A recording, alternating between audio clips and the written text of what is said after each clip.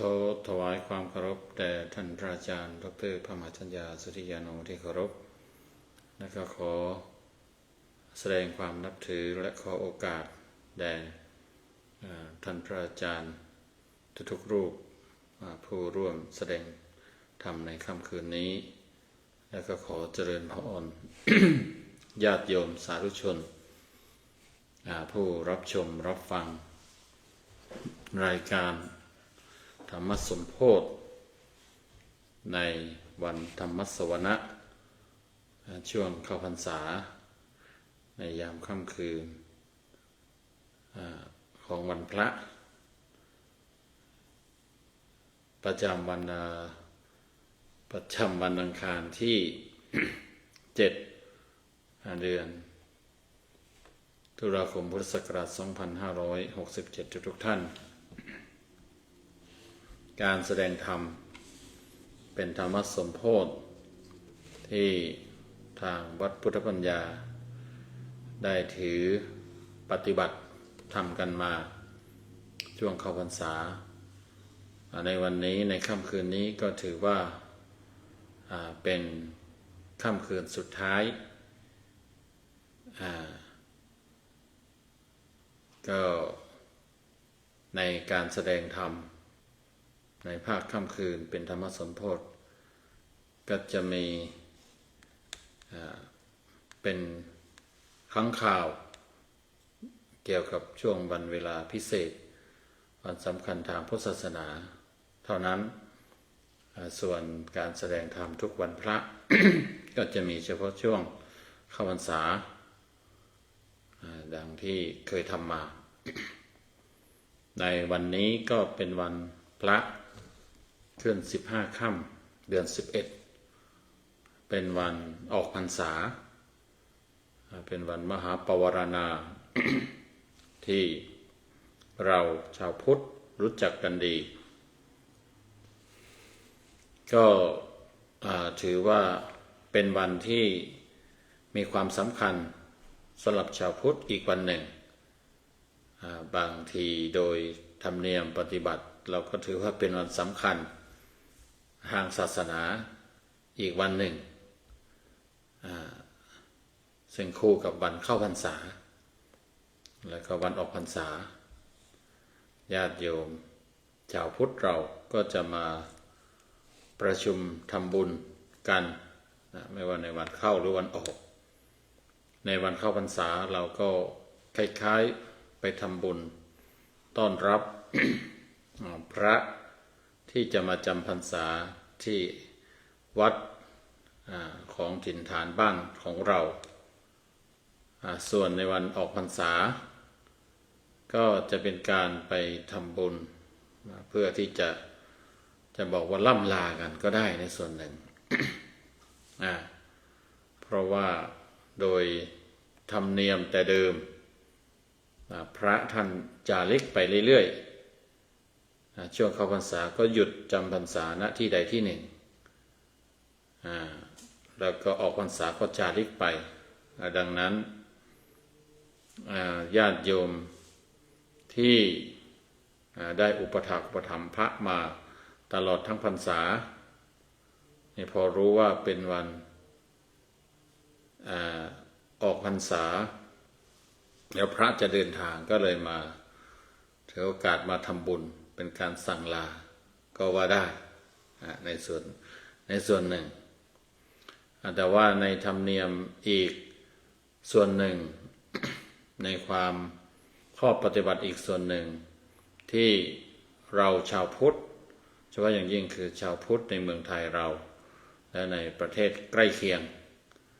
ที่มาทำบุญในวันออกพรรษาแล้วก็ วันใกล้เคียงก็คือวันรุ่งขึ้นก็คือวันแรม1 ค่ำเดือน11ก็จะมีการทำบุญกันต่อเนื่อง2 วันคือวันออกพรรษาคือวันมหาปวารณาเป็นวันที่พระสงฆ์จะได้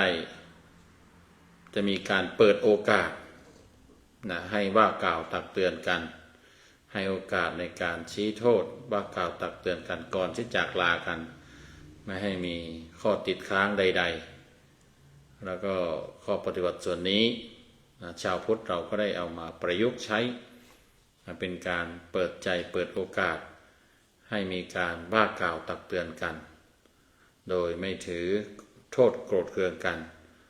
เพื่อที่ว่าจะได้เห็นข้อผิดพลาดแล้วก็นำไปปรับปรุงแก้ไขส่วนในวันถัดมาก็คือเป็นวันเขาเรียกว่าทำบุญตักบาตรเทโวโลหณะซึ่งในค่ำคืนนี้อาตมาภาพปกติในช่วงเข้าพรรษาปีนี้ก็จะได้นำมรดกธรรมของหลวงพ่อพุทธทาสมานำเสนอมาแสดงแต่ว่าในบางคราวตามที่ได้ชี้แจงมาถ้ามีการอาราธนานิมนต์จากท่านพระอาจารย์ดร.พระมหาจัญญาสัตยาโนให้แสดงบางเรื่องเป็นพิเศษเพื่อให้เข้ากับสถานการณ์ก็จะงดการนำเอามรดกธรรมที่เขาฝากไว้ของหลวงพ่อพุทธทาสมาแสดงแล้วก็จะแสดงในเรื่องที่ได้รับการนิมนต์ได้รับการบอกแจ้งในวันนี้อาตมาก็ได้รับการอาราธนานิมนต์จากท่านพระอาจารย์ดร.พรหมจัญญาของเราให้แสดงเกี่ยวกับ วันเทโวโรหณะหรือว่าวันที่พระพุทธเจ้าเสด็จลงมาจากเทวโลกก็กลายมาเป็นวันที่ ชาวพุทธเราได้ทำบุญอีกวันหนึ่งต่อเนื่องกันจากวันออกพรรษาแล้วก็เอาวันทำบุญตักบาตรเทโวโลหณะก็คือวันตักบาตรทำบุญต้อนรับหรือว่าลำลึกนึกถึงการเสด็จลงจากเทวโลกจากสวรรค์ของพระพุทธเจ้าทีนี้เรื่องเกี่ยวกับการเสด็จขึ้นไปบนสวรรค์แล้วก็เสด็จลงมาบนสวรรค์นี้ก็อาจจะเป็นที่ค้างคาจิตใจหรือเป็นที่สงสัยสำหรับหลายๆท่านแม้เราชาวพุทธเองแหละก็อาจจะมีข้อสงสัยว่าเรื่องนี้มันเป็นยังไงมันเป็นเรื่องจริงพระองค์เสด็จขึ้นไปจริงแล้วก็เสด็จลงมาจากสวรรค์จริงอย่างที่เขาว่าอย่างที่ตำนานหรืออย่างที่ถือกันมาหรือเปล่าเนี่ยบางคนก็ยังสงสัยบางคนก็อาจจะไม่ได้สงสัยหมดสงสัยแล้วซึ่งเรื่องของการเกี่ยวกับการเสด็จลงมาจากเทวโลกหรือว่าเรื่องเกี่ยวกับวันเทโวโรหณะวันที่พระเจ้าเสด็จลงมาจากเทวโลกเนี่ยก็เข้าใจว่าหลายๆท่านอาจจะเคยได้ฟังได้ข้อมูลหรือได้ฟังมาจากครูบาอาจารย์ท่านใดท่านหนึ่งที่ใดที่หนึ่งที่แสดงแม้อาตมาเองเรื่องนี้ก็ได้เคยแสดงไว้แล้วกับชาวพุทธของเรากับชาววัดพุทธปัญญาของเราแต่การนั้นวันนี้ก็คงจะต้องนำมารื้อฟื้นนำมาเล่าสู่กันฟังอีกครั้งหนึ่งเพราะมันเป็นวันเวลาสำคัญบางทีที่ฟังไปแล้วก็หลายปีก็อาจจะลืมเลือนกันไปหรือบางคนญาติโยมที่เข้ามาฟังใหม่ก็อาจจะยังไม่เคยฟังเรื่องเกี่ยวกับ วันเทโวโลหณะและนำไปสู่ประเพณีการทำบุญตักบาตรในวันเทโวโลหณะหรือว่าสืบเนื่องจากวันเทโวโลหณะเนี่ยก็ เป็นเรื่องราวที่เราชาวพุทธควรจะทำความเข้าใจกันให้ดี แล้วก็การทำความเข้าใจก็ต้องศึกษาข้อมูลให้รอบด้านศึกษาข้อมูลให้ดีนี้อาตมานี้ก็ได้ไปศึกษาได้ไปดูข้อมูลได้ไปดูหลักฐานจากพระไตรปิฎกจากคัมภีร์ชั้นหลังอัตถกถาใดๆแล้วเอามาเชื่อมโยงกันแล้วเนี่ยก็มีข้อสรุปได้ว่า พระพุทธเจ้านั้นเสด็จไปจำพรรษาที่เทวโลกที่สวรรค์ชั้นที่สองคือสวรรค์ชั้นดาวดึงส์จริงแล้วก็เสด็จลงมาจากเทวโลกหลังจากจำพรรษาแล้วจริงก็ยืนยันไว้ก่อนอย่างนี้นะฮะทำไมจึงพูดว่าอย่างนั้น ก็ฟังอย่างนี้ก็แล้วกันนะฮะเรื่องของการเสด็จขึ้นไปจำพรรษาที่เทวโลกที่สวรรค์ชั้นดาวดึงส์นั้นมันมีความโยงใยมันมีเหตุมีผลมีความโยงใยกันและกันในหลายๆส่วนในหลายเรื่องนะประการแรกเลยนั่นก็คือ การที่พระองค์เสด็จขึ้นไปบนสวรรค์นั้นโดยเจตนาก็คือเพื่อที่จะไปโปรดพุทธมารดาก็คือมารดาหรือว่าแม่ที่เสด็จสวรรคตไปตั้งแต่ที่ให้กำเนิดให้กำเนิดพระองค์ให้กำเนิดพระพุทธเจ้าในสมัยเป็นเด็กเนี่ยแค่7 วันเนี่ยพระมารดาท่านก็เสด็จสวรรคตหรือว่าตายพูดภาษาธรรมดาบ้านเราทีนี้ ตรงนี้เนี่ยมันเป็นสิ่งที่เราจะต้องทำความเข้าใจคือการที่พระพุทธเจ้าการที่แม่ของพระพุทธเจ้าเรียกไปเอาง่ายๆอย่างนั้นพุทธมารดาหรือแม่ของพระพุทธเจ้าเนี่ยต้องตายหลังจากให้กำเนิดพระพุทธเจ้าหรือว่าผู้ที่จะมาตรัสรู้เป็นพระพุทธเจ้าเนี่ยอันนี้เนี่ยมันเป็นธรรมดานะมันเป็นกฎธรรมดาเป็นกฎตายตัวขององค์ประกอบของความเป็นพระพุทธเจ้าเนี่ยความเป็นพระพุทธเจ้าก็ยังมีโยงใยเกี่ยวกับว่าแม่ผู้ให้กำเนิดหรือว่ามารดาของพระพุทธเจ้าเนี่ยอันนี้มารดาของพระเจ้านี่ก็บำเพ็ญบารมีทำบุญมาแล้วก็ถูกกำหนดมาเพื่อที่จะ ให้มาเป็นแม่แล้วก็ให้กำเนิดแก่พระพุทธเจ้าคนเดียวเท่านั้นคือจะไม่มีสัตว์อื่นจะไม่มีผู้อื่นมาร่วม พระครรภ์หรือว่าร่วมท้องเดียวกันกับพระพุทธเจ้าได้อันนี้มันเป็นสูตรสำเร็จของความเป็นพระพุทธเจ้าว่าถ้ามีแม่ต้องมีแม่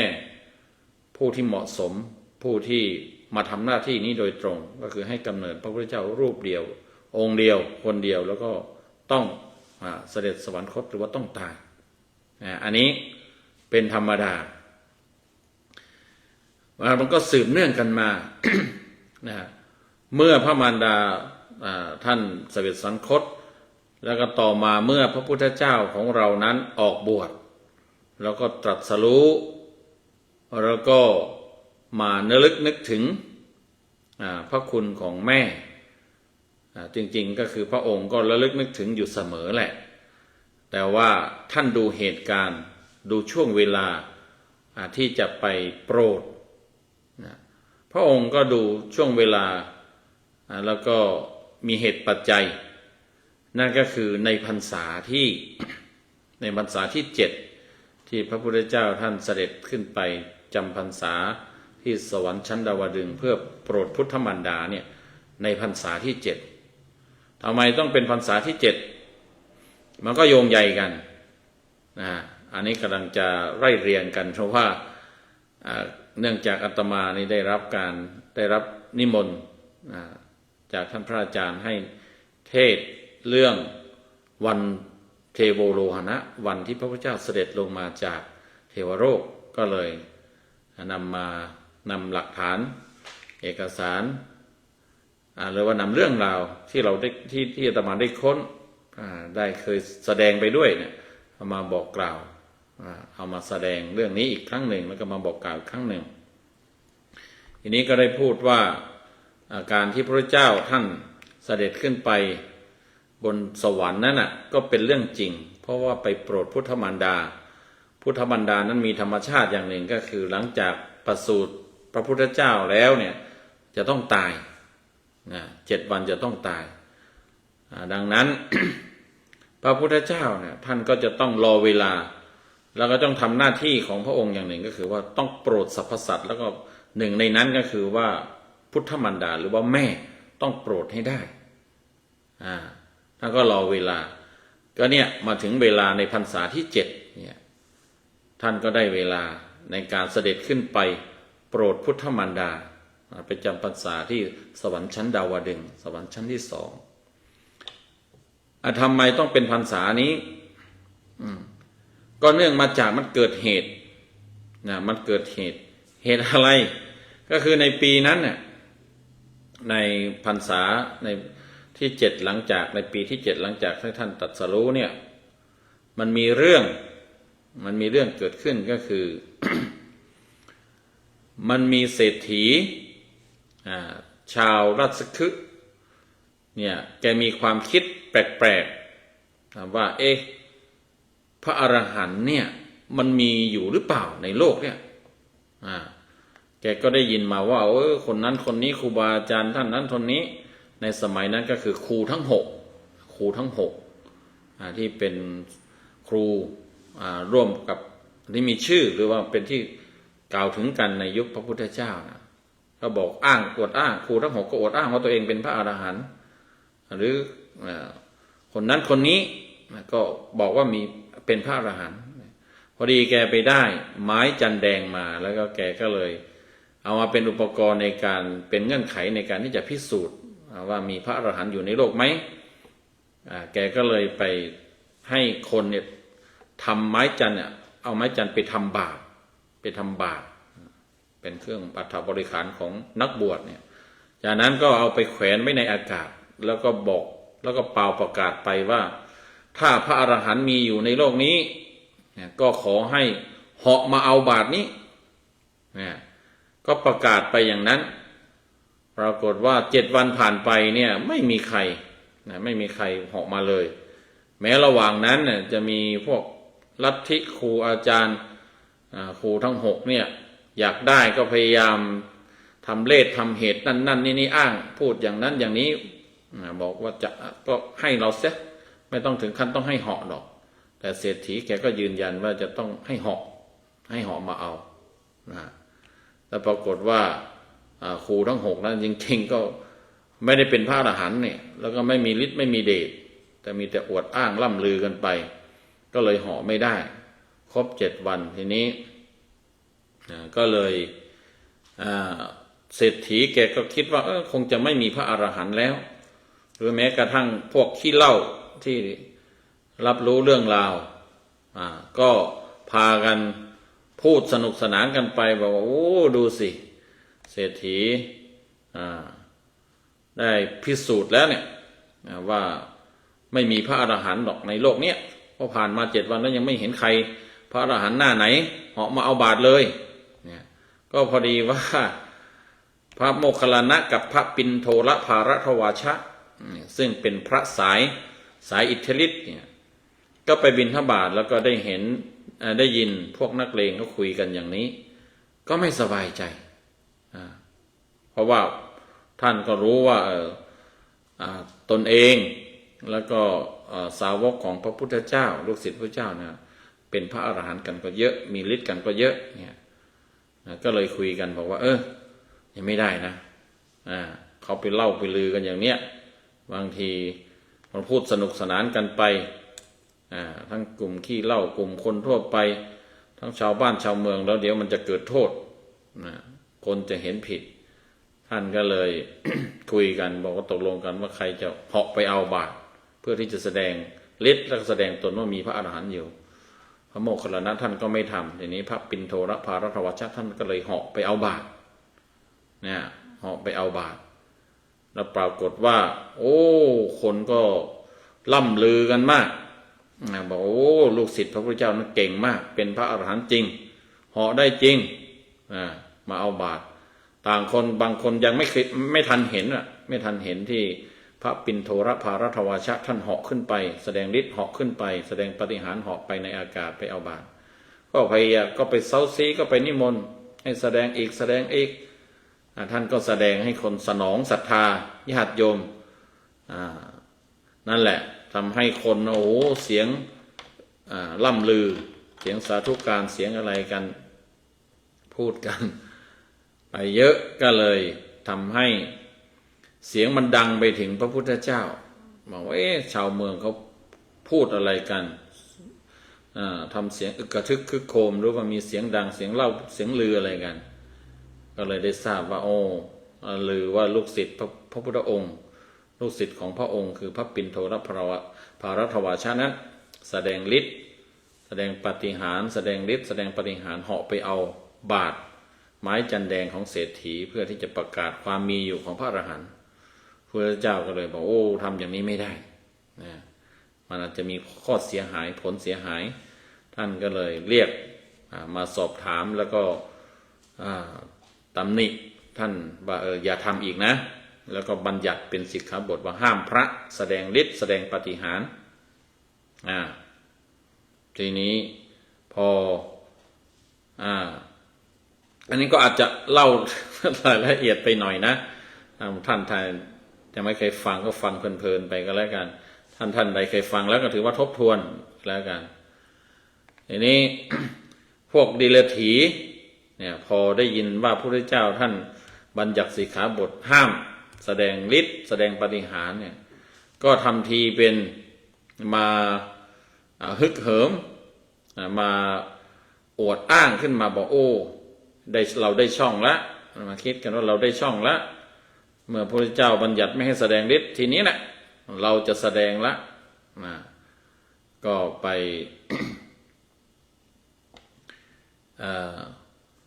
อวดอ้างไปบอกเปล่าประกาศไปดังนั้นว่าเราจะแสดงฤทธิ์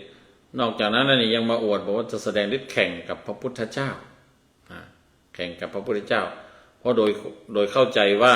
เมื่อพระพุทธเจ้าบัญญัติการแสดงฤทธิ์แล้วเนี่ยพระองค์ก็แสดงไม่ได้ทีนี้เมื่อพระองค์แสดงไม่ได้นี่ก็แสดงว่ามันจะไม่มีโอกาสที่คนจะมาได้เห็นการแสดงฤทธิ์จากพระทางพุทธศาสนารวมทั้งพระพุทธเจ้าด้วยเนี่ยก็ทำทีเป็นฮึกเหิมทำทีเป็นอวดทำทีเป็นคล้ายๆว่าจะอวดอ้างหรือข่มขู่หรือว่าก็ไม่เช่นข่มขู่นะไม่ใช่ข่มขู่เป็นการจะอวดว่าเราจะแสดงเพื่อให้คนนั้นได้ล่ำลือกันได้อย่างน้อยก็คือล่ำลือกันว่าโอ้ถ้าพวกเดรัจฉีจะแสดงฤทธิ์เพราะว่าเขามีฤทธิ์อะไรอย่างนี้ให้มีการเชื่อกันว่าพวกเดรัจฉีพวกครูบาอาจารย์ต่างๆมีฤทธิ์แต่พอพระพุทธเจ้าที่หลังมาพระพุทธเจ้าท่านมาบอกว่าพระองค์ก็จะแสดงฤทธิ์ด้วยถ้าหากพวกนั้นอยากจะแสดงฤทธิ์กับพระองค์มาต่อกรกับพระองค์ก็ปรากฏว่านี่แหละจึงเป็นที่มาทำให้กระทงจะรวบรัดนิดหนึ่งกันแล้วกันถ้าไม่งั้นมันจะลงรายละเอียดแล้วก็จะอาจจะไม่จบเรื่องราวดีนะจึงเป็นเหตุทำให้พระพุทธองค์นั้นแสดงฤทธิ์เพื่อที่จะปราบดิลถีเพราะดิลถีนี่มาต่อกรมาวอแวกับพระองค์กับพระทางพุทธศาสนาแล้วกับพระพุทธศาสนาแล้วกับพระองค์จะมาคล้ายๆว่าจะมาอวดดีอวดเก่งกับพระพุทธเจ้าพระองค์ก็เลยต้องปราบดิลถีเสียหน่อยก็จึงทำให้พระองค์นั้นแสดงปาฏิหาริย์ในที่นี้เรียกว่าเป็นยมกะปาฏิหาริย์ยมกะปาฏิหาริย์ยมกะหรือว่ายมกเนี่ยแปลว่าเป็นคู่แสดงเป็นคู่แสดงอะไรก็มีวิธีการแสดงยมกะปาฏิหาริย์เรื่องในรายละเอียดก็มีมากมายแต่ว่าก็คงจะสรุปหมายถึงว่าเห็น เล่าแต่ภาพกว้างๆภาพคร่าวๆนะว่าก็คือพระองค์นั้นแสดงอย่างเช่นเป็นคู่ก็คือแสดงให้มีท่อน้ำกับท่อไฟเนี่ยพุ่งออกจากพระวรกายของพระองค์นะสมมติว่าออกจากหูมีสองข้างก็หูข้างหนึ่งก็เป็นท่อน้ำหูข้างอีกข้างหนึ่งก็เป็นท่อไฟหรือว่าถ้าหากว่าเอาทิศทางต่างๆของพระองค์จากทิศข้างหน้าถ้าข้างหน้าเป็นไฟข้างหลังก็เป็นน้ำถ้าข้างบนเป็นน้ำข้างล่างก็เป็นไฟแล้วก็มีท่อน้ำท่อไฟสลับกันพุ่งออกจากรูขุมขนทุกอย่างของพระเจ้านอกจากนั้นพระองค์ยังเนรมิตพระพุทธเจ้าองค์เนรมิตว่าองค์เทียบเท่าองค์ปลอมก็ว่าได้เนรมิตพระองค์เนี่ยมีหลายรูปคือหมายถึงว่าก็ไม่ถือว่าเป็นหลายรูปแต่หมายถึงว่ามีอีกพระเจ้าอีกองค์หนึ่งมาทำหน้าที่เหมือนกันก็คือพระองค์เองนั่นแหละก็ทำแสดงอิริยาบถต่างกันคนหนึ่งนั่งคนหนึ่งยืนคนหนึ่งมันเป็นคู่เทียบกันอะไรลักษณะอย่างนี้เขาเรียกว่ายมกัปปฏิหารแต่ว่ามันพิสดารมากมันอลังการมากมันยิ่งใหญ่มากคนไปดูกันเห็นกันเนี่ยต่างอนุโมทนาสาธุการชื่นชมยินดีพระบารมีของพระพุทธเจ้าเนี่ยเรื่องของการแสดงยมกัปปฏิหารเนี่ยในความเป็นธรรมดาของพระพุทธเจ้าในคัมภีร์อัตถกถาคุถนิกายพุทธวงศ์เนี่ยได้กล่าวไว้ว่าการแสดงยมกัปปฏิหารเนี่ยเป็นเรื่องที่พระพุทธเจ้าทุกพระองค์เนี่ยกระทำต้องแสดงต้องกระทำเหตุผลก็คือว่าเนี่ยมันจะมีเหตุปัจจัยก็คือมันจะมีเรื่องราวเกี่ยวกับว่านักบวชลัทธิอื่นๆศาสนาอื่นๆเนี่ยมาอวดอ้างมาอวดดีว่าตัวเองมีดีจะมีปาฏิหาริย์แสดงปาฏิหาริย์ได้จะมาแข่งกับพระเจ้าเนี่ยก็ทำให้พระเจ้าต้องกำจัดกำลาบซะหน่อยปราบซะหน่อยมันจะมีเหตุอย่างนี้เหมือนกันตามคัมภีร์ของอัตถกถาคุถกนิกายธรรมบทเนี่ยเขาพูดว่าเขาให้ข้อมูลว่าพระพุทธเจ้าทุกพระองค์นั้นต้องแสดงยมกัปปฏิหารแล้วก็ที่จะต้องแสดงยมกัปปฏิหารนั้นส่วนหนึ่งมันก็จะโยงใยนอกจากจะเป็นการปราบทิฏฐิปราบอัญญเดรถีพวกนักบวชลัทธิอื่นๆที่จะมาต่อกรมาอวดดีอวดอ้างกับพระพุทธองค์เนี่ยแล้วนอกจากนั้นยังเป็นการสงเคราะห์คนที่อาจจะมีความเห็นผิดเมื่อมีการอ้างกันมันไม่มีผู้พิเศษไม่มีพระอรหันต์อะไรหรอกแสดงฤทธิ์ไม่ได้หรอกไม่มีใครที่เป็นพระอรหันต์แสดงฤทธิ์ได้เนี่ยบางคนอาจจะเข้าใจอย่างนั้นเข้าใจผิดอย่างนั้นเมื่อล่ำลือกันมาแล้วก็เมื่อไม่มีผู้แสดงเขาก็จะถือผิดบอกว่าไม่มีจริงเขาก็จะเป็นบาปเขาก็จะได้โทษมีโทษดังนั้นพระองค์ก็อนุเคราะห์ชนผู้ที่จะมีความเห็นผิดด้วยก็จึงจำเป็นจะต้องมีการแสดงยมกัปปฏิหารแล้วก็ยมกัปปฏิหารเนี่ยการแสดงยมกัปปฏิหารจึงเป็นธรรมดาเป็นองค์ประกอบอย่างหนึ่งของความเป็นพระเจ้าว่าท่านต้องทำอีกประการหนึ่งที่ต้องทำนั่นก็คือว่ามันเป็นของสืบเนื่องเมื่อแสดงปาฏิหาริย์แล้วเนี่ยมันก็แสดงให้แบบยิ่งใหญ่มากขึ้นยิ่งใหญ่แบบอลังการไปเลยแสดงให้เห็นเหาะเหินเดินอากาศมีท่อไฟท่อน้ำเนรมิตท่อไฟท่อน้ำสร้างพระรูปเปรียบอะไรออกมามันก็ยังก็น่าอัศจรรย์ใจอยู่แล้วแต่เอาให้สุดในที่นี้ก็คือจะต้องให้มากไปกว่านนั้นแล้วมันเป็นเหตุเป็นผลมันโยงใยกันมันต่อเนื่องกันเพราะว่าอย่างที่ได้พูดเกิดมาบอกว่าพระพุทธเจ้าต้องทำหน้าที่อย่างหนึ่งคือตอบแทนบุญคุณพ่อแม่เนี่ยพ่อนั้นพระองค์ก็ไปตอบแทนไปสอนจนท่านเป็นพระอรหันต์ในเพศคารวะพระเจ้าสุโธทนะส่วนพระนางสิริมหายานท่านสวรรคตหรือว่าตายซะก่อนตั้งแต่ท่านเกิดได้7 วันเนี่ยดังนั้นเนี่ย ก็จะต้องพระพุทธเจ้าก็ต้องไปโปรดจะไปโปรดยังไงก็เพราะว่า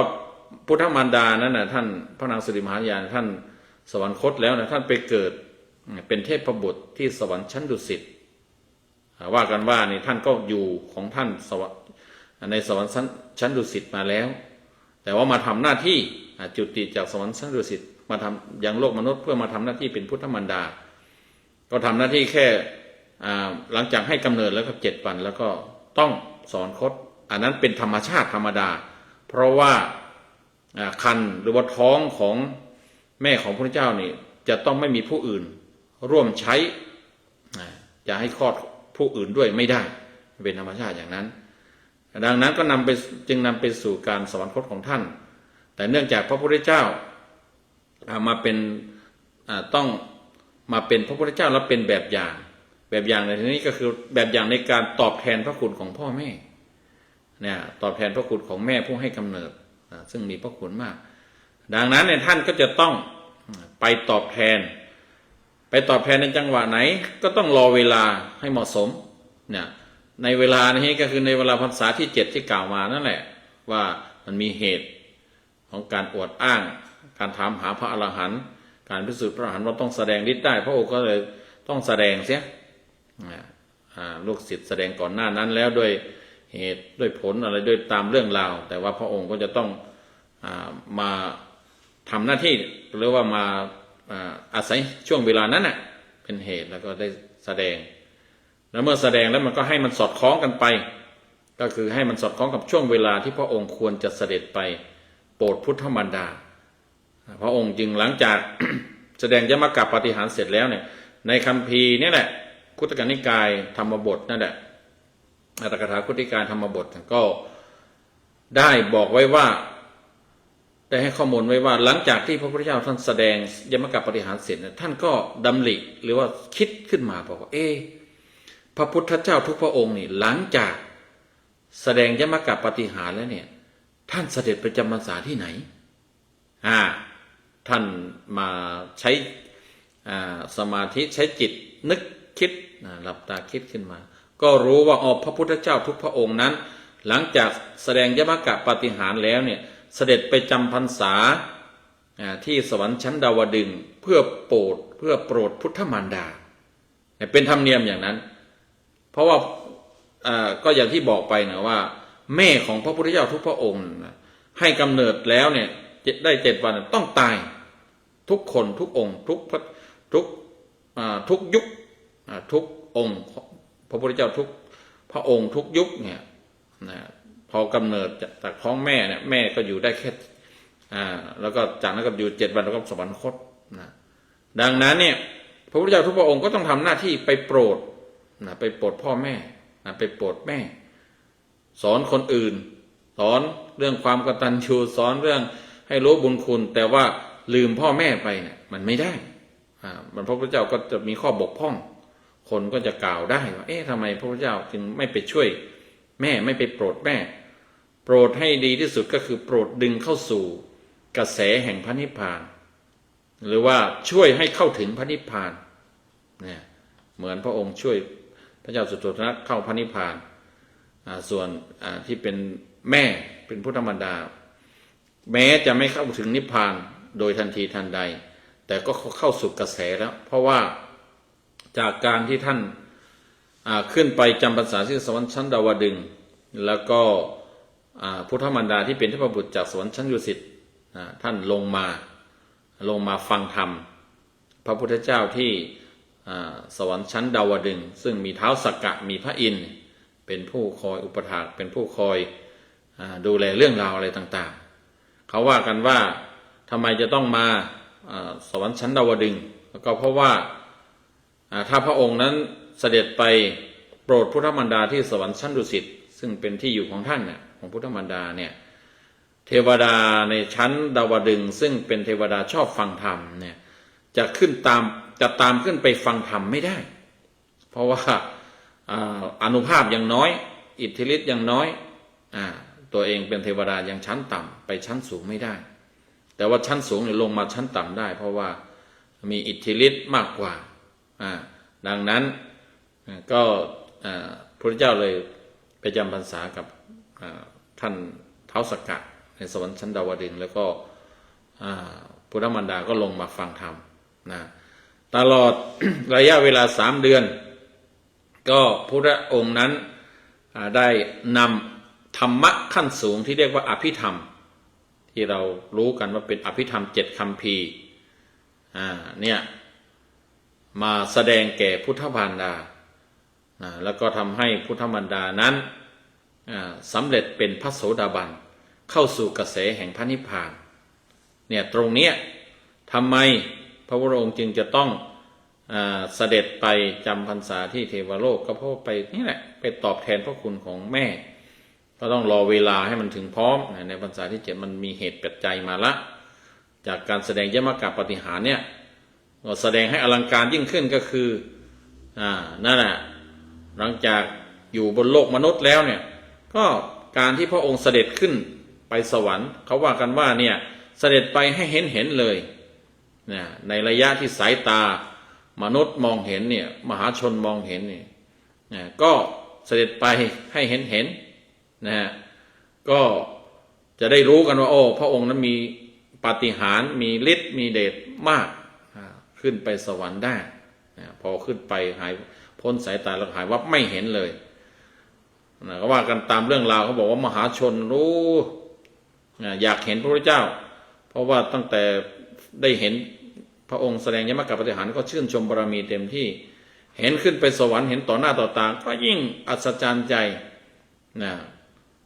พอรู้ว่าพระองค์ขึ้นไปที่โน่นแล้วก็สอบถามจากอะไรต่างๆแล้วเนี่ยก็รู้ว่าไปเสด็จไปจำพรรษาที่ดาวดึงส์เพื่อจะโปรดพุทธมารดาเนี่ยก็ไม่ยอมไปไหนเขาว่ากันว่าไม่ยอมไปไหนรอพระพุทธเจ้าบอกเขารู้ได้ข่าวว่าพระองค์จะเสด็จลงมาหลังจากจำพรรษาเสร็จแล้วนั่นแหละพระองค์ก็เรียกได้ว่าปราบอัญญเดรถีแสดงอิทธิปาฏิหาริย์ให้ยิ่งใหญ่นอกจากบนโลกมนุษย์แล้วก็ถือโอกาสไปโปรดพุทธมารดาก็แสดงไปสวรรค์ให้ดูขึ้นสวรรค์ให้ดูไปเที่ยวสวรรค์ให้ดูไม่ได้ไปเที่ยวนะไปแสดงธรรมอย่างที่ว่านะก็พอครบการแสดงธรรมพอครบ3 เดือนที่ท่านไปโปรดพุทธมารดาเนี่ยก็ถึงวันที่ท่านเสด็จลงมานี่แหละที่อาตมาได้เกริ่นบอกว่าการขึ้นไปจำพรรษาขึ้นสวรรค์ไปบนเทวโลกชั้นดาวดึงส์แล้วลงมาจากชั้นดาวดึงส์มีอยู่จริงไหมมีจริงเป็นเหตุการณ์จริงเพราะมันโยงใยกันหลายอย่างมันเป็นธรรมดาของพระพุทธเจ้าที่จะต้องไปโปรดพุทธมารดาเมื่อพุทธมารดาขึ้นสวรรค์นี่พระองค์ก็ต้องขึ้นสวรรค์ด้วยตามไปสอนด้วยตามไปช่วยตามไปโปรดจึงทำให้มีการขึ้นไปบนสวรรค์เมื่อขึ้นแล้วก็ต้องมีการลงอย่างครบเวลาอย่างว่านะครบเวลา3 เดือนเมื่อมารดาได้ฟังธรรมจนได้บรรลุธรรมเป็นพระโสดาบันแล้วเนี่ยท่านก็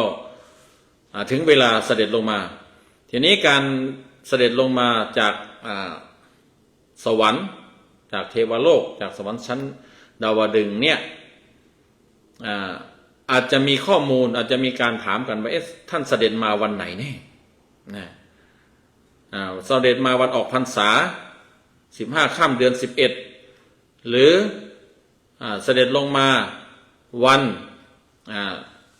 แรมวันแรม1 ค่ำเดือน11คือวันถัดไปเพราะว่าอย่างที่เรารู้กันว่าในจังหวะของการทำบุญทำกุศล2 วันเนี่ยวันหนึ่งก็คือวันออกพรรษาวันออกพรรษาวันมหาปวารณา2ก็คือวันทำบุญตักบาตรเทโวโลหณะคล้ายๆว่าตักบาตรต้อนรับพระพุทธเจ้าดังนั้นจึงมีข้อมูลบางส่วนเนี่ยบอกว่าพระพุทธเจ้านั้นเสด็จลงมาจากเทวโลกในวันแรม1 ค่ำเดือน11ก็ให้ข้อมูลไปอย่างนั้นแต่ในความเป็นจริงแล้วนี่พระพุทธองค์เสด็จลงมาจากเทวโลกในวันขึ้น15 ค่ำเดือน11หรือว่าในวันมหาปวารณาตรงนี้นี่เป็นคำกล่าวของพระอนุรุทธะพระอนุรุทธะนี่ก็เป็นพระที่มีฤทธิ์มีเดชเชี่ยวชาญ ทางฤทธิเดชมีฤทธิ์ทางใจเยอะมีฤทธิ์ทางใจสูงพระชาวบ้านชาวเมืองเนี่ยเขาไปถามพระโมคคัลลานะในฐานะที่ท่านเป็น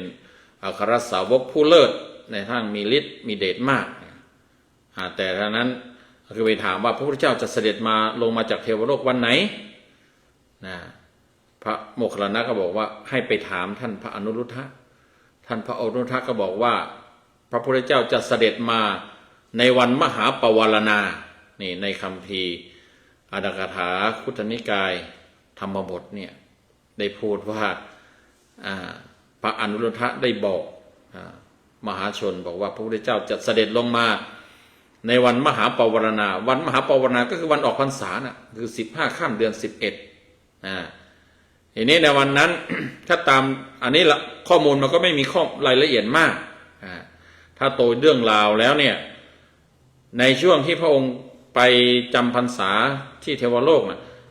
ท่านไปจำพรรษาก็จริงที่โน่นนะแต่ว่าเวลาบิณฑบาตเนี่ยว่ากันว่าเนี่ยท่านลงมาอย่างโลกมนุษย์มาบิณฑบาตเรามาฉันบิณฑบาตที่โลกมนุษย์แต่ว่าระหว่างที่ลงมาบิณฑบาตและฉันอาหารนั้นท่านก็เนรมิตลูกเปรียบของท่านให้ทำหน้าที่แสดงธรรมไม่ให้หยุดไม่ให้ขาดช่วงส่วนพระองค์ก็ลงมาที่พระองค์ลงมาส่วนหนึ่งนั้นก็เพื่อที่ว่าอาจจะเป็นมีเหตุมีผลก็คือเพื่อมาพบพระสารีบุตรแต่ว่ากันว่าทุกครั้งที่พระพุทธเจ้าท่านเสด็จลงมาจากเทวโลกมาบิณฑบาตมาฉันภัตตาหารเนี่ยพระสารีบุตรนี่จะไปทำหน้าที่อุปถากไปพบพระพุทธเจ้าแล้วพระพุทธเจ้าก็ได้เทศบอกได้สอนได้บอกว่าพระองค์นั้นเทศเรื่องอะไรเทศพุทธมารดาในเรื่องอะไรบอกแก่พระสารีบุตรแล้วให้พระสารีบุตรนั้นนำไปบอกลูกศิษย์แล้วก็ให้ทรงจำไว้จึงเป็นที่มาว่าพระอภิธรรมเนี่ยส่วนมากเนี่ยก็คือเป็นลูกศิษย์ของพระพุทธเจ้ามันเป็นลูกศิษย์ของพระสารีบุตรเนี่ยทรงจำไว้ลูกศิษย์ของท่านมี500 ลูกช่วยกันท่องช่วยกันทรงจำเนี่ยทีนี้ แต่ในวันออกพรรษานั้นน่ะวันมหาปวารณาเนี่ยพระพุทธเจ้าเราก็ไม่มีข้อมูลแหละแต่อาตมาสันนิษฐานเอานะว่าทำไมจึงพระพุทธเจ้าลงมาวันนั้นทำไมคนจึงไม่ใส่บาตรในวันนั้นเลยทำไมไปใส่บาตรอีกวันรุ่งขึ้นเนี่ยก็เข้าใจทำความเข้าใจอย่างนี้นะตามความข้อสันนิษฐานของอาตมานะว่าวันนั้นเป็นวันออกพรรษาวันอะไรเนี่ยปกติท่านลงมาบิณฑบาตมารับบาตรที่โลกมนุษย์แต่วันนั้นก็อาจจะเป็นไปได้ว่าเป็นวันพิเศษท้าวสักกะเทวดาทั้งหลายเนี่ยอยากทำบุญทำทานกับท่านให้ท่านฉันเสร็จแล้วค่อยลงมาเพราะว่าเทวดาเขาก็อยากทำบุญท้าวสักกะในบางทีเนี่ยเคยลงมาแปลงร่างเป็นมนุษย์เป็นอะไรมาทำบุญเสริมบุญต่อบุญให้ตนเองอันนั้นท่านก็น่าจะขอโอกาสทำบุญถวายภัตตาหารแก่พระพุทธเจ้าแล้วค่อยนำพระพุทธเจ้าลงมาเพราะว่าผู้ที่พาลงมานั้นก็คือท้าวสักกะคือพระอินทร์นะครับพระอินทร์นั้นเนรมิตบันได3ขั้นไม่ใช่3 ขั้น3 ชนิด1คือบันไดทองบันไดทองนั้นสำหรับเทวดา2คือบันไดเงินนั้นสำหรับพวกพระพรหมพวกพรหมแล้วก็3คือบันไดแก้วนั้นสำหรับพระพุทธเจ้าให้อยู่ตรงกลางดูเหมือนจะบันไดทองนะอยู่ทางขวาบันไดเงินนั้นอยู่ทางซ้ายถ้าจำไม่ผิดนะถ้าสลับไม่ผิดเนี่ยแต่บันไดแก้วนะอยู่ตรงกลางสำหรับพระพุทธเจ้าเนี่ยท่านท้าวสักกะท่านก็เนรมิตแล้วพระพุทธองค์ท่านก็เสด็จลงมาท่าทีของการเสด็จนี่ว่ากันว่าพระพุทธองค์นั้นแสดงยมกัปปาฏิหาริย์อีกครั้งหนึ่งก่อนขึ้นไปนี่พระองค์ก็แสดงยมกัปปาฏิหาริย์ตอนลงมาเนี่ยพระองค์ก็แสดงยมกัปปาฏิหาริย์แสดงยมกัปปาฏิหาริย์เสร็จนั้นพร้อมกับแสดงยมกัปปาฏิหาริย์เสร็จท่านก็ทรงเปิดโลกคือเปิดโลกทั้งหมดเนี่ยให้เห็นกันและกันทรงแลดูขึ้นข้างบนก็ ให้เห็นพวก เทวดาไปจนถึงพระพรหมนะให้มนุษย์ให้สัตว์นรกหรือว่าทุกชีวิตทุกมิตินะได้เห็นกันและกันทรงมองลงเบื้องต่ำเนี่ยก็เห็นเปิดให้เห็นมนุษย์แล้วก็ภพภูมิที่ต่ำกว่ามนุษย์ก็พวกอบายต่างๆพวกเฉพาะอย่างยิ่งพวกสัตว์นรกนะคือท่านเปิดโลกทั้ง3เขาบอกนะเปิดโลกมนุษย์เปิดโลกเทวดาไม่ว่าเทวดาชั้นต้นคือเทวดาทั่วไปเทวดาชั้นสูงคือพวกพรหมก็ต่างแล้วก็เปิดโลกอบายคือเปิดพวกสัตว์นรกนะเรียกว่าให้เห็นกันและกันเทวดาก็เห็นมนุษย์เห็นสัตว์นรกมนุษย์ก็เห็นพวกเทวดาเห็นพรหมเห็นสัตว์นรกด้วยนะเห็นกันและกันเพื่อที่ ก็จะได้เป็นการทำให้เกิดธรรมสังเวชขึ้นพร้อมทั้งเทวดาสัตว์มนุษย์พรหมแล้วก็รวมไปถึงสัตว์นรกทั้งหลายแหละเพราะว่าในบรรดาสรรพสัตว์เหล่านั้นบางคนบางท่านก็ส่วนมากก็ยังเป็นผู้ยังมีกิเลสอยู่แม้ไปเป็นเทวดาแม้ไปเป็นพรหมถ้าไม่ใช่พรหมที่เป็นอริยบุคคลเนี่ยก็ยังจะต้องเวียนว่ายตายเกิดในสังสารวัฏแต่พระเจ้าก็ทรงอนุเคราะห์ให้เห็นแล้วก็ให้เกิดความไม่ประมาทให้เกิดธรรมสังเวชว่าโอ้มนุษย์อยู่ทุกข์ทรมานอย่างนี้สัตว์นรกก็โอ้ยิ่งทุกข์ทรมานยิ่งขึ้นนะพวกสัตว์นรกก็ตามพอได้เห็นโอ้มนุษย์เขาอยู่สบายเทวดาก็ยิ่งสบายมากกว่าพระพรหมยิ่งสบายสุดๆจะได้มีจิตมีคิดขึ้นมาบอกโอ้ถ้าเราพ้นจากวิบากกรรมแล้วเนี่ยเราเกิดมาเป็นมนุษย์เกิดเราจะทำความดีเราจะทำบุญทำกุศลเพื่อไม่ต้องมาตกนรกนะให้เห็นกันและกันเป็นวันพระพุทธเจ้าที่เปิดโลกนะเปิดเพื่ออนุเคราะห์อนุเคราะห์กันและส่วนหนึ่งก็เป็นการแสดงปาฏิหาริย์ย้ำอีกเพราะวันต่อเหตุการณ์ที่ท่านขึ้นไปนะเพราะว่าขึ้นไปเพราะด้วยปาฏิหาริย์ถึงเวลาที่จะแสดงปาฏิหาริย์แล้วก็แสดงปาฏิหาริย์อย่างอลังการก็ขึ้นไปสวรรค์ลงมาก็แสดงสำทับลงมาอีกแล้วก็ให้มันได้ประโยชน์ก็คือเปิดโลกให้เห็นกันและกันให้เห็นว่ามีสัตว์เพื่อนร่วมโลกหลวงพ่อพระท่านตีความว่าตรงนี้นี้พระพุทธเจ้าท่านเปิดโลกเพื่อที่จะให้รับรู้ให้ทุกท่านรับรู้ว่าโอ้ไม่ว่าจะภพภูมิไหนก็ยังเป็นเพื่อนร่วมทุกข์เกิดแก่เจ็บตายยังไม่พ้นทุกข์จะต้องตระหนักไว้ว่าเราจะต้องปฏิบัติเราจะต้องอบรมเราต้องปฏิบัติเพื่อที่จะให้พ้นทุกข์ท่านจึงเปิดโลกให้เห็นกันและกันให้เห็นความเป็นหนึ่งเดียวตกอยู่ภายใต้ความทุกข์ความเกิดแก่เจ็บตายเหมือนกันท่านตีความอย่างนั้นก็ใดๆก็ตามนี่แหละก็คือจึงเป็นที่มาว่าพระพุทธเจ้าท่านก็เมื่อไปอยู่ครบเวลาแล้วท่านก็ลงมาบนโลกมนุษย์เหมือนเดิมนี้ท่านลงมานี่ก็ลงมาที่ใกล้ประตูเมืองสังกัสสะนครใกล้ประตูเมืองสังกัสสะในเขตใกล้ๆกับเขตนครสาวัตถีนั่นแหละทำไมจึงไปตรงนั้นลงตรงนั้นเนี่ยก็เพราะว่าส่วนหนึ่งคือพระสารีบุตรท่านพระสารีบุตรท่านจำพรรษาอยู่ที่นั่นปีนั้นพระโมคคัลลานะท่านก็ไปอาราธนาถึงวันได้เวลาที่พระองค์จะเสด็จกลับลงสู่มนุษย์โลกแล้วเพราะมหาชนนั้นรอคอยอยู่พระพุทธเจ้าก็ถามพระโมคคัลลานะว่าพี่ชายของเธอหมายถึงพระสารีบุตรอยู่ที่ไหนก็อยู่ที่ เมืองสังกัสสะก็เลยพระองค์ก็เลยบอกว่าถ้ามหาชนอยากจะพบเราก็ไปรอต้อนรับที่เมืองสังกัสสะนครนี่เมืองสังกัสสะมหาชนก็เลยรู้ข่าวก็เลยพากันเฮโลกันไปก็ไปต้อนรับพระพุทธเจ้าในวันนั้นแหละวันมหาปวารณานั่นแหละแต่ก็อย่างว่าเขาสันนิษฐานว่าพระพุทธเจ้าก็คงจะฉลองศรัทธาท้าวสักกะฉันมาเรียบร้อยแล้วดังนั้นเนี่ยเขาจึงเตรียมการทำบุญตักบาตรพระพุทธเจ้าต้อนรับพระพุทธเจ้าในวันรุ่งขึ้นคือในวันที่หลังจากเสด็จลงมาจากเทวโลกดังนั้นเราจึง มีธรรมเนียมการทำบุญตักบาตรวันเทโวคือต้อนรับการหรือว่าสืบเนื่องมาจากการเสด็จลงมาจากเทวโลกเทวะก็คือเทวดาหรือว่าสวรรค์โอโลหณะแปลว่าเสด็จลงมาบวกกันเป็นเทโวโลหณะก็คำมันเป็นอย่างนั้นเนี่ยก็คือ ชาวบ้านชาวเมืองเข้าไปต้อนรับเขาก็เลยร่วมกันจัดทำบุญตักบาตรในวันรุ่งขึ้นเนี่ยเพื่อต้อนรับพระพุทธเจ้าเพื่อได้ทำบุญกับพระพุทธเจ้าให้หายคิดถึงเพราะคิดถึงมากนะ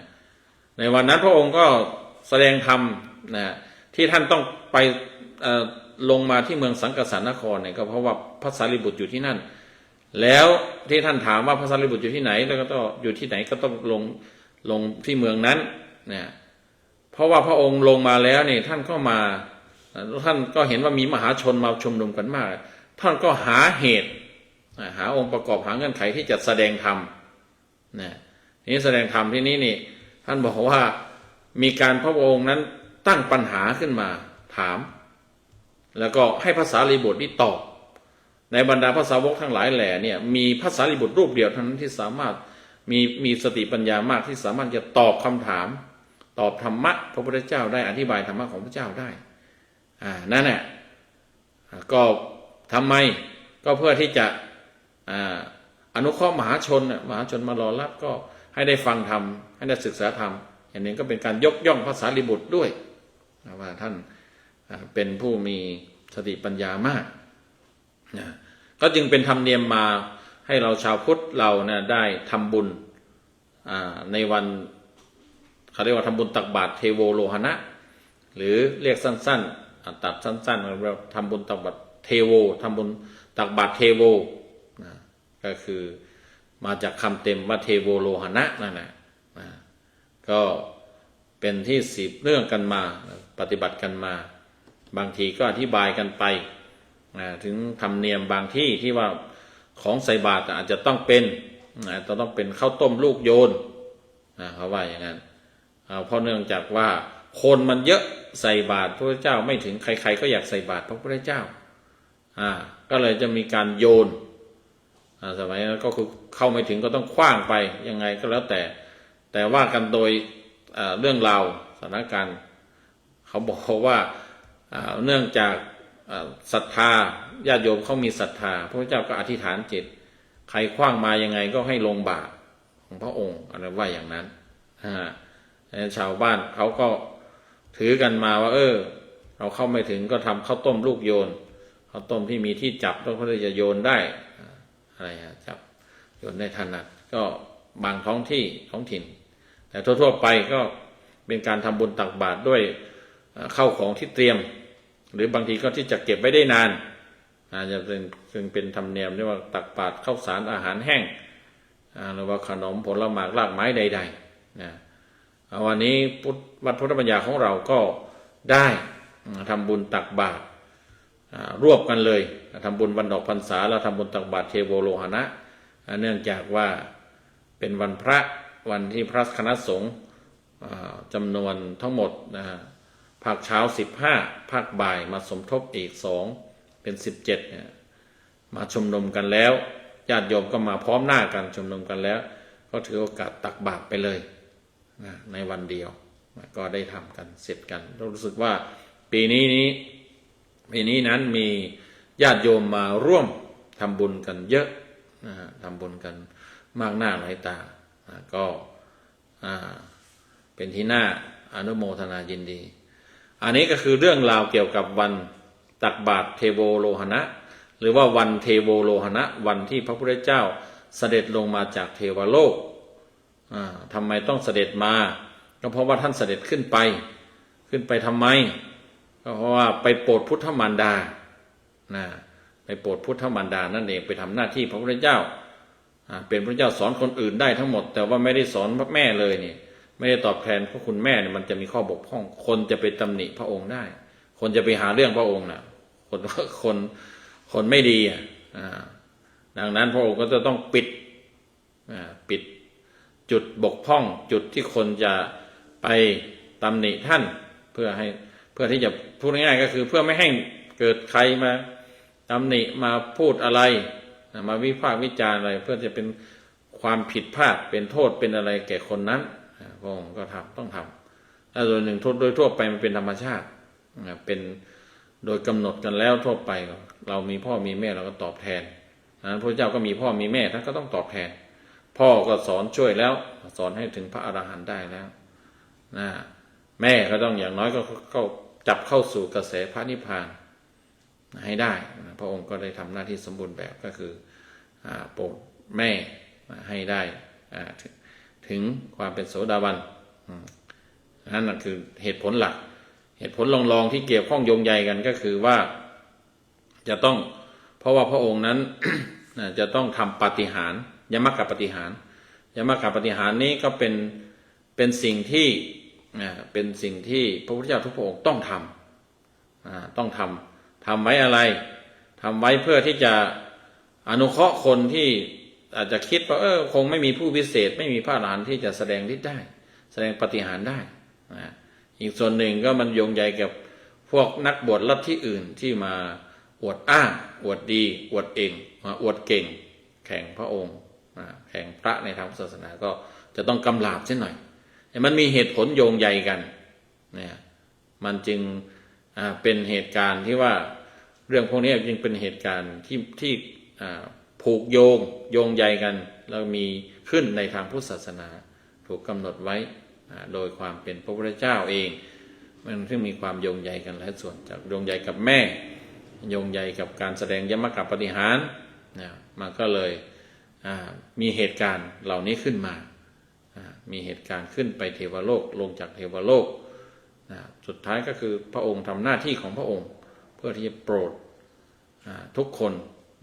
โปรดพุทธมารดาในการทำหน้าที่ไปโปรดพุทธมารดาก็ยังเป็นประโยชน์ต่อมหาชนเยอะเพราะว่ามหาชนนั้นเกิดศรัทธาได้เห็นปาฏิหาริย์ของพระเจ้าเขาบอกว่า